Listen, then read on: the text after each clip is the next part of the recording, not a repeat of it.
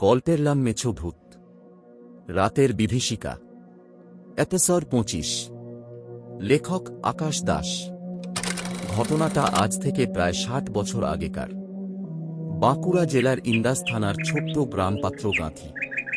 চারদিকে ঘন সবুজ গাছপালা, কাদা মাটির সরু রাস্তা আর গ্রামের পাশ দিয়ে বয়ে চলেছে ভয়ঙ্কর নীরব দ্বারকেশ্বর নদী। দিনের বেলায় নদীটা যতটা শান্ত লাগত, রাত নামলেই যেন তার বুকের ভিতর থেকে বেরিয়ে আসত অদ্ভুত এক অশুভ অন্ধকার। সেই গ্রামেই থাকতেন আমার দাদু বলাই দাস, জেঠু নিমাই দাস আর আমার বাবা সন্ন্যাসী দাস। বর্তমানে তারা আজ কেউই বেঁচে নেই। তখন বাবার বয়স মাত্র 7 কি 8। দাদুদের সংসার ছিল খুবই অভাবের। তারা ছিলেন গ্রামের একমাত্র বৈষ্ণব পরিবার। সারাদিন হরিনাম সংকীর্তন করে যা রোজগার হতো, তাতে কোনো রকমে সংসার চলত। তাই মাঝে মাঝেই দাদু নদীতে মাছ ধরতে যেতেন এবং যা মাছ পেত সকালে হাটে গিয়ে বিক্রি করে সেই অর্থে নিজেদের সংসার চালাতেন। সেই বছর দ্বারকেশ্বর নদীতে প্রচুর ইলিশ উঠেছিল।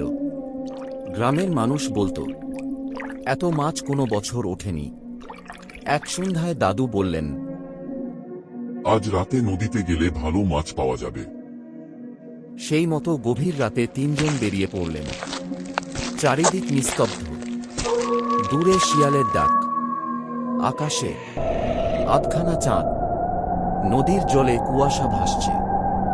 দাদু আর জেঠু নৌকা নিয়ে নদীর একটু গভীরে গেল মাছ ধরতে, আর ছোট্ট সন্ন্যাসীকে নদীর পাড়ে বসিয়ে দিল মাছ পাহারা দেওয়ার জন্য। প্রথমে সবকিছু স্বাভাবিকই ছিল। দাদু আর জেঠু জাল ফেলছে আর একের পর এক ইলিশ উঠছে। বাবা সেই মাছগুলো ঝাঁপির ভিতর ভরে রাখছিল।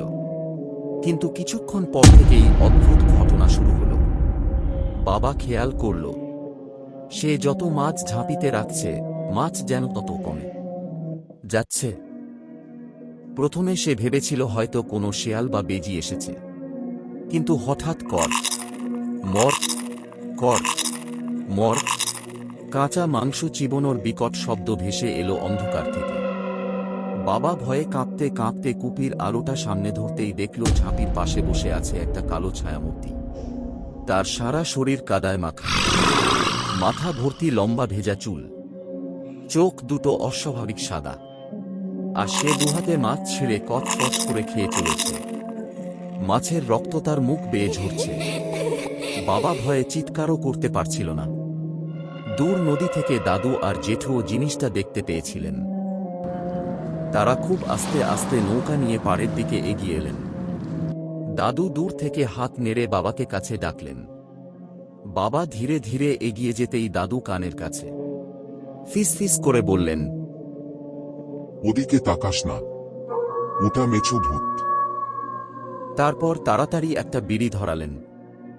জাল থেকে দুটো বাঁশের কাঠি ছিঁড়ে একটা জেঠুর হাতে আর একটা বাবার হাতে দিলেন। তারপর কাঁপা গলায় বললেন, দৌড় দিবি, পিছনে তাকাবি না। বাবা আর জেঠু প্রাণপণে গ্রামের দিকে দৌড় দিল। পেছন থেকে তখনও শোনা যাচ্ছিল, কর মর কর মর। হঠাৎ সেই শব্দ থেমে গেল। তারপর অন্ধকার। নদীর বুক চিরে ভেসে এলো এক ভয়ঙ্কর খিলখিল হাসি। দাদুর শরীর ঠান্ডা হয়ে গেল। তিনি পইতে শক্ত করে ধরে ঈশ্বরের নাম নিতে লাগলেন, হরে কৃষ্ণ, হরে কৃষ্ণ। কিন্তু পরের মুহূর্তেই একটা বরফ শীতল হাত যেন তার গলা চেপে ধরল। রাতের অন্ধকারে ভেসে উঠল দুটো জ্বলন্ত সাদা চোখ। আর তারপরই দাদু নদীর ধারে অজ্ঞান হয়ে পড়ে গেলেন। পরদিন ভোরে গ্রামের লোকজন নদীর পাড়ে দাদুর নিথর দেহ খুঁজে পায়।